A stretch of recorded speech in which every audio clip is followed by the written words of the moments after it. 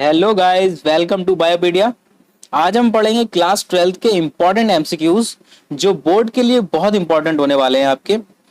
तो हमारा चैप्टर है ह्यूमन रिप्रोडक्शन, उसके हम इंपॉर्टेंट एमसीक्यूज देखेंगे आज।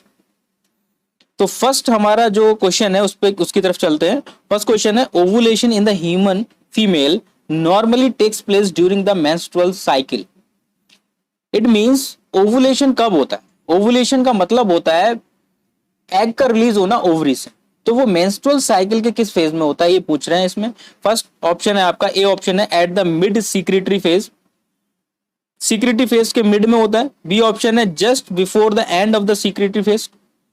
सी ऑप्शन है at the beginning of the proliferative phase. D option है at the end of the proliferative phase.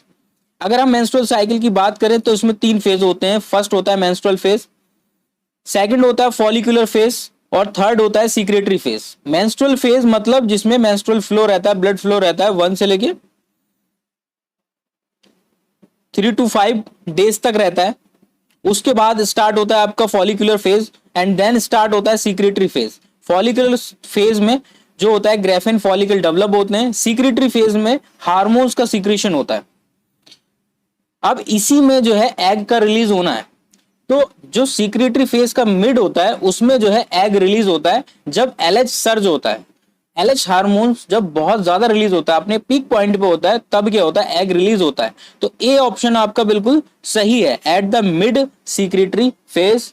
आपका क्वेश्चन का आंसर बिल्कुल ठीक है। आगे चलते हैं।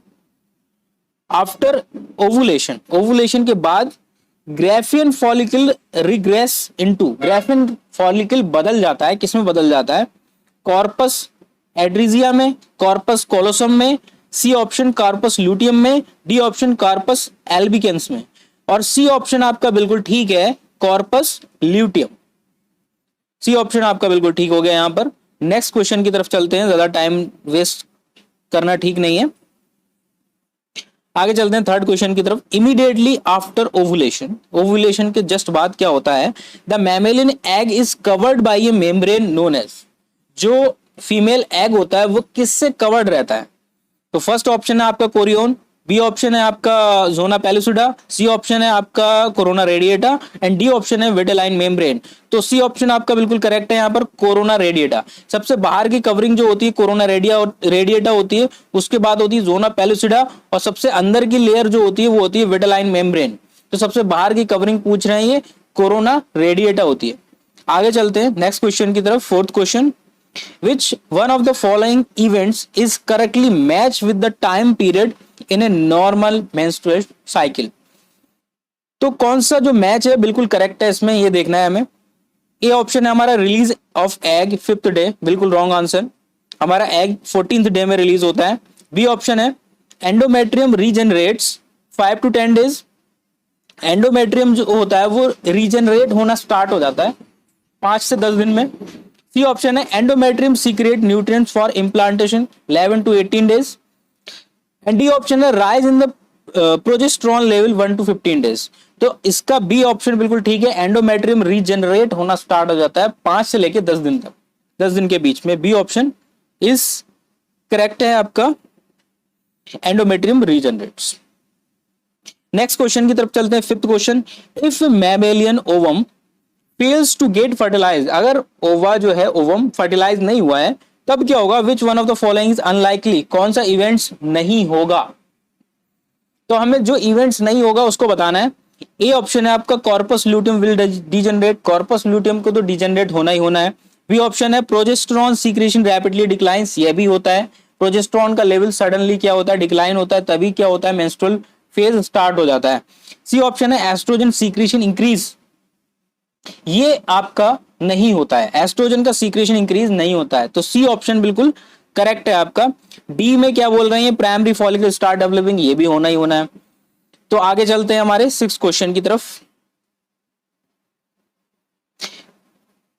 सिक्स क्वेश्चन है हमारा, a human female reaches menopause around the age of, straightforward question है, एकदम रट्टा मार वाला, रट्टाफिकेशन वाला। तो ये है आपका A option is correct, 50 years, 50 साल में जो है मीनोपॉज, 45 से 50 के बीच मीनोपॉज जो है आपकी आ जाती है।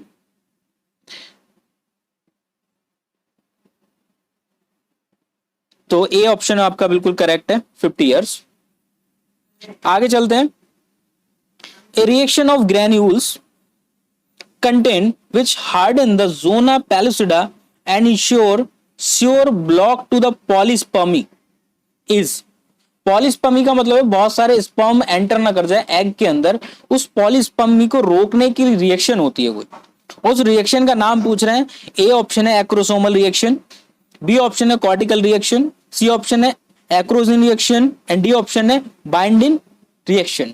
तो आपका बी ऑप्शन बिल्कुल ठीक है। यहां पर बी ऑप्शन आपका बिल्कुल ठीक है, कॉर्टिकल रिएक्शन। आगे चलते हैं। क्वेश्चन नंबर 8 की तरफ चलते हैं। क्वेश्चन नंबर 8 क्या कह रहा है हमारा, which part of the sperm plays an important role in the penetrating the egg membrane. जो स्पर्म होता है उसका कौन सा पार्ट टेक पार्ट करता है एग मेम्ब्रेन को पेनिट्रेट करने के लिए। बहुत अच्छा क्वेश्चन है ये।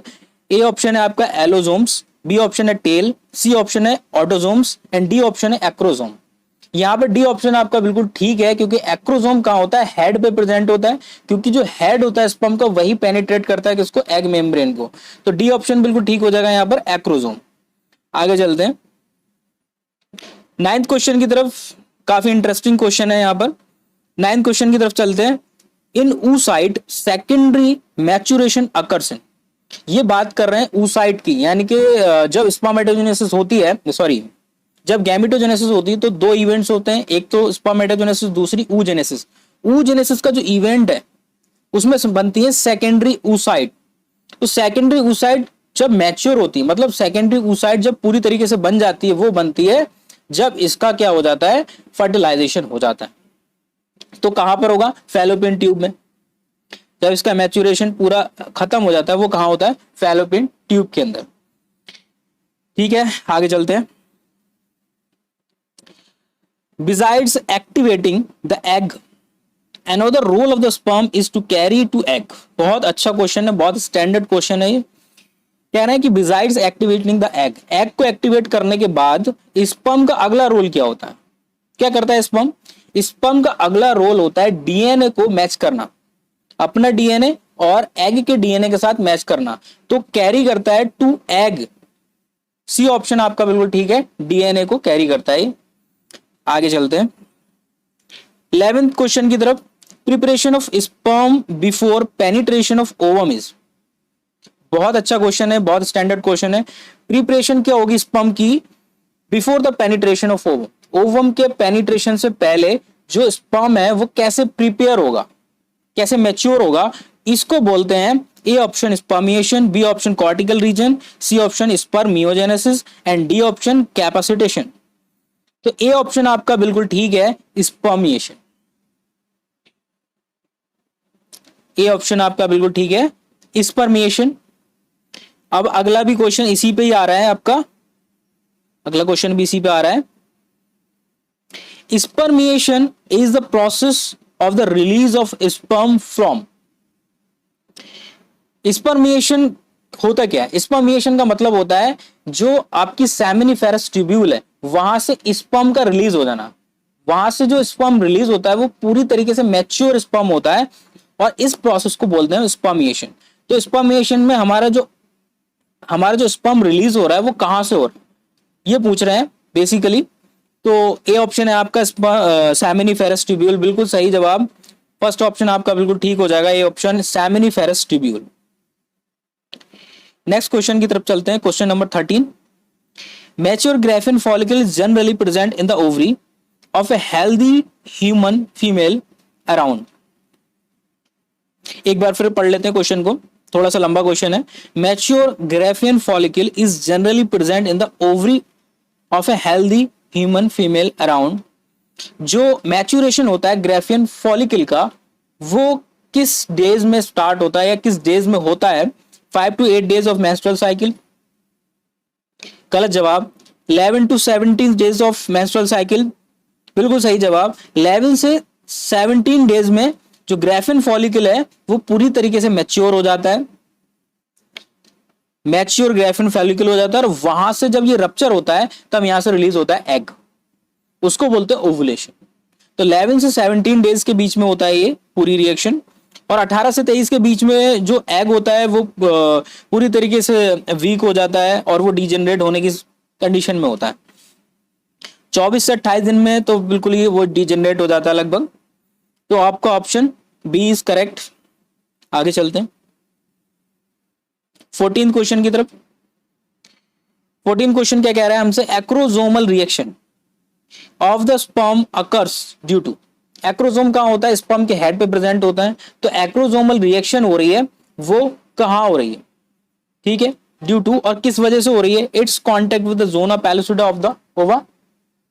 एग की 3 मेम्ब्रेन होती है, सबसे बाहर कोरोना रेडिएटा, उसके अंदर जोना पैलिसुडा और सबसे अंदर विटेलाइन मेम्ब्रेन। तो कह रहे हैं it's contact with the zona pellucida of the ova. B कह रहे हैं reaction within the uterine environment of the female. C option कह रहे हैं reaction within the epididymal environment of the male. D option है androgen produce in the uterus. तो आपको भी साफ नजर आ रहा होगा यहाँ पर ए ऑप्शन बिल्कुल करेक्ट है, it's contact with the zona pellucida of the ova. 15 question की तरफ चलते हैं। Which one of the following is not a male accessory gland. Male accessory glands तो आपने अच्छे से पढ़ी होंगी। सेमिनल वेसाइकिल बिल्कुल सही जवाब। सेमिनल वेसाइकिल भी क्या होती है, मेल एक्सेसरी ग्लैंड होती है। बी ऑप्शन है यहाँ पर एम्पुला। एम्पुला जो होता है एक रीजन होता है, not a male accessory gland. Ampulla होता है आपके जो फैलोपियन ट्यूब्स होती हैं वहां पर प्रेजेंट होता है, जो डायलेटेड पोर्शन होता है उसको एम्पुला बोलते हैं। तो बी ऑप्शन बिल्कुल ठीक हो जाएगा क्योंकि इसने नॉट पूछा है, not a male accessory gland. तो B option is right, ampulla. आगे चलते हैं क्वेश्चन नंबर 16 की तरफ।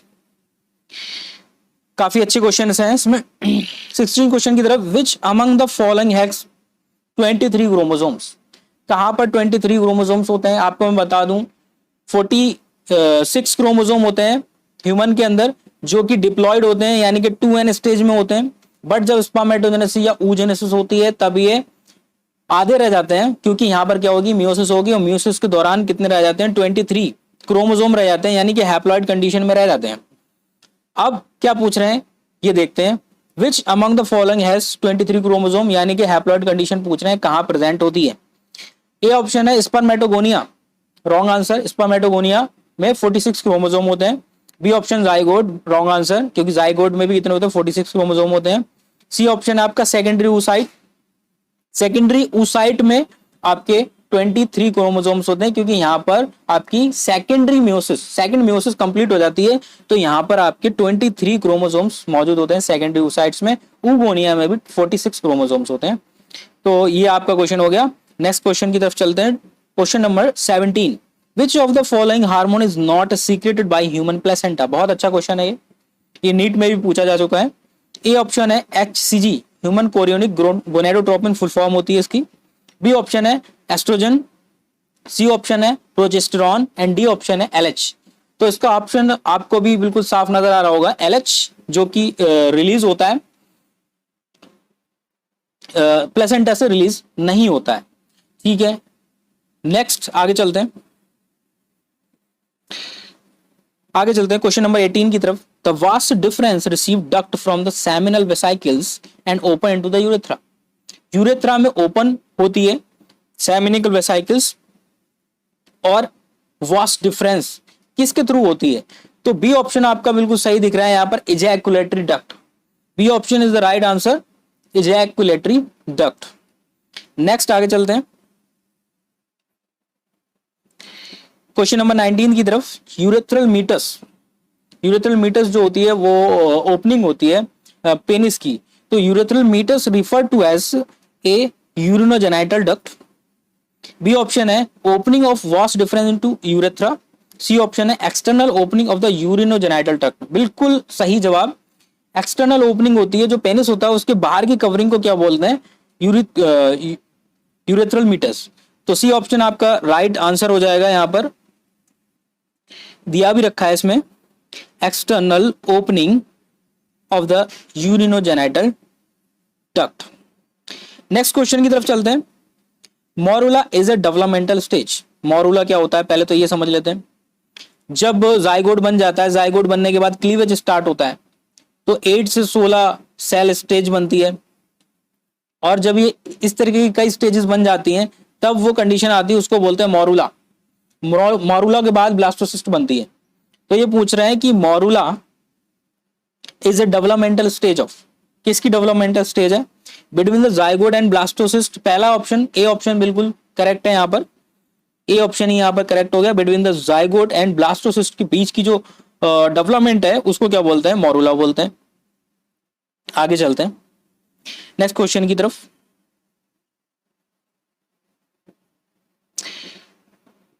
Question number 21, the membrane cover of the ovum at the ovulation. ये पहले भी पढ़ चुके हैं। कौन सी मेम्ब्रेन कवर करती है किसको? एग को। सबसे बाहर की तरफ क्या होती है? Corona radiata. उसके अंदर की तरफ क्या होती है? जोना पैलिसुडा। और सबसे अंदर होती है विटेलाइन मेम्ब्रेन।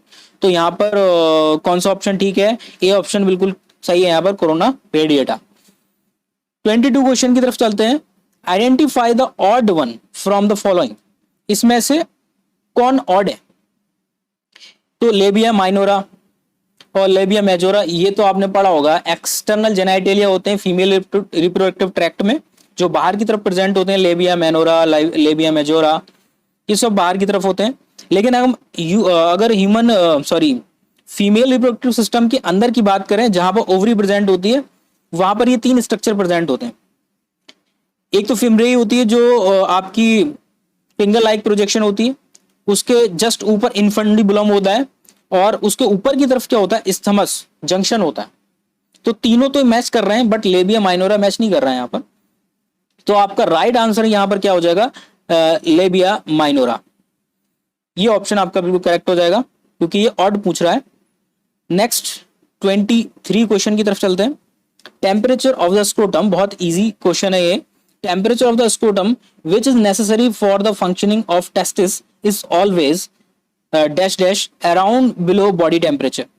बॉडी टेम्परेचर से कितने कम टेम्परेचर पे स्पर्मेटोजेनेसिस होती है? मतलब जो हमारी स्क्रोटम होती है, स्क्रोटम के अंदर टेस्टिस जो प्रेजेंट होते हैं, वो टेस्टिस स्पर्मेटोजेनेसिस किस टेम्परेचर पे करते हैं, या फिर कितने कम टेम्परेचर पे करते हैं? तो बॉडी टेम्परेचर जितना होता है उससे 2 डिग्री सेल्सियस कम टेम्परेचर पे ये स्पर्मेटोजेनेसिस करते हैं। तो ए ऑप्शन यहाँ पर बिल्कुल राइट हो जाएगा, 2 डिग्री सेल्सियस। नेक्स्ट 24 क्वेश्चन की तरफ चलते हैं। Which of the following is correct about the mammalian testis. तो कौन सा जो पेयर है वो करेक्ट हो जाएगा यहाँ पर? Graafian follicle. ग्राफियन फॉलिकल बेटा होते हैं किसमें?